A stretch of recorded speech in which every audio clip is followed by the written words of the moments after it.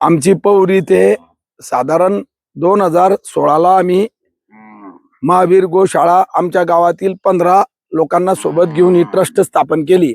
कृषी पंडित मोहनलाल लोढा बहुउद्देशीय संस्थेच्या माध्यमातून ही गोशाळा आम्ही चालू केली।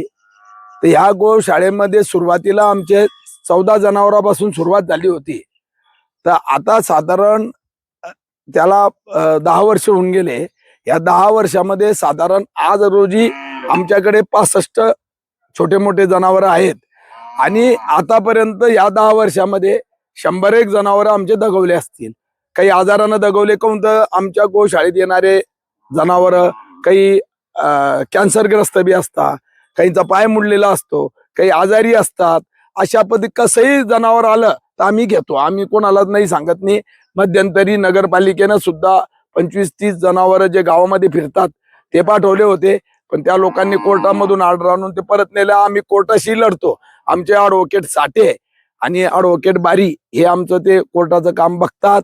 याच्यामध्ये 2 वर्षापासून मी नक्कीच आमचे जे राष्ट्राध्यक्ष शेखरजी मुंदडा आणि राज्याचे सूर्यवंशी साहेब आणि जिल्ह्याचे डॉक्टर दुग्गड पाचोरा यांनी पाठपुरावा करून केंद्र आणि राज्य सरकारकडून जी शालेय म्हणजे पोषण आहाराची गोशाळेसाठी दर गाईला ज्या आपल्या देशी गाई आहे त्यांना 50 रुपये प्रतिदिनाप्रमाणे जे अनुदान चालू केलं, मी म्हणतो हे पुण्य ह्या आदरणीय मोदी साहेबांना, आदरणीय देवेंद्र फडणवीस साहेबांना आणि वेळोवेळी आम्ही आपल्या राज्याचे पालकमंत्री जिल्ह्याचे गुलाब भाऊ, गिरीश भाऊ यांच्या माध्यमातून ह्या गोशाळेला नक्कीच प्रत्येक वेळेला पाठपुरावा करून त्यांनी जे अनुदान सुरू केलं याच्यामध्ये प्रत्येक गोशाळा जे आज चालवतात त्यांना फार मोठी हिंमत मिळाली आहे। किती असलं तर फार मोठं एक सहकार्य होतं।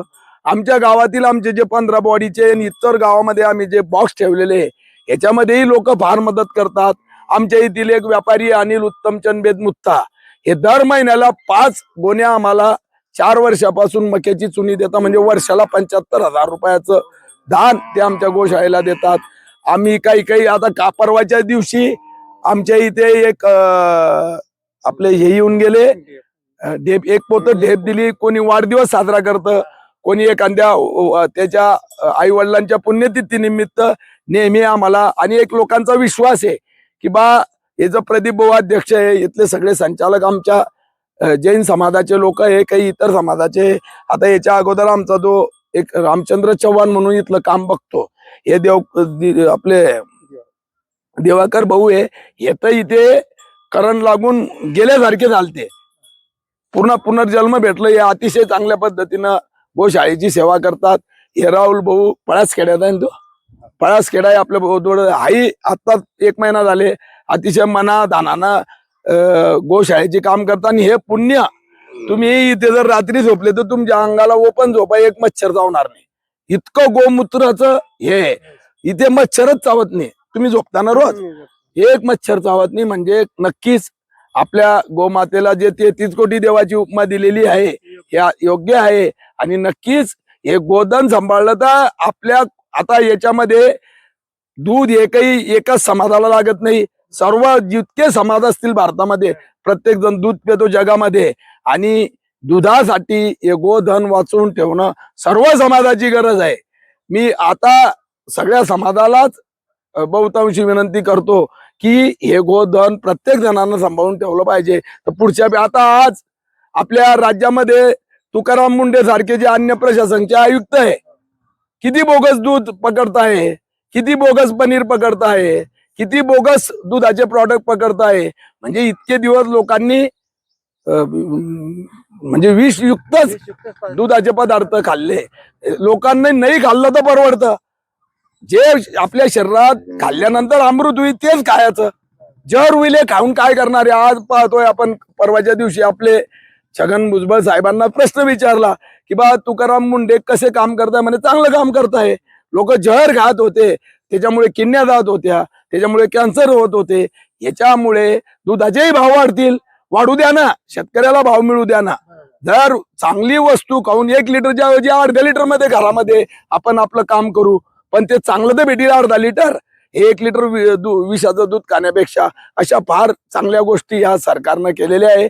मी धन्यवाद देतो आपले मुख्यमंत्री, आपले जे आमचे गोमातेचे अध्यक्ष आहे भारताचे शेखर मुंदडा साहेब, जिल्हाध्यक्ष डॉक्टर दुग्गड साहेब, आमचे सूर्यवंशी साहेब आहे, आमची महाराष्ट्राची जेवढी कार्यकारिणी अतिशय नेहमी कार्यरत असते, भेटी देतात. सूर्यवंशी साहेब 2 वेळेस येऊनही गेले, डॉक्टर दुग्गड येऊन गेले ना. अशा इतक्या ट्रस्टी आहे की आम्हाला कांडक मशीन दिलं, आम्हाला ते आपलं ते मशीन, हे जर जनावरे काही बसली तर त्यांना उचलण्यासाठी मशीन दिले. भरपूर गोशाळेमध्ये काम करणारा माणूस पाहिजे. आता शासनानं आमची हे जागा रेल्वेत जाते तर आम्हाला 5 एकर जमीन शिफारस केली, त्याची मोजणी आजच झाली. म्हणजे अतिशय म्हणजे शासन सुद्धा अशा चांगल्या कामाच्या बरोबर राहतं, याचा आम्हाला आनंद आहे. तुम्ही आज आमच्या पौरला आले, आमच्या गोशाळेला भेट दिली, म्हणून तुमचे दोघी बंधू, पत्रकार बंधूंचे मी अभिनंदन करतो गोशाळेच्या वतीनं. माझे 2 शब्द संपवतो.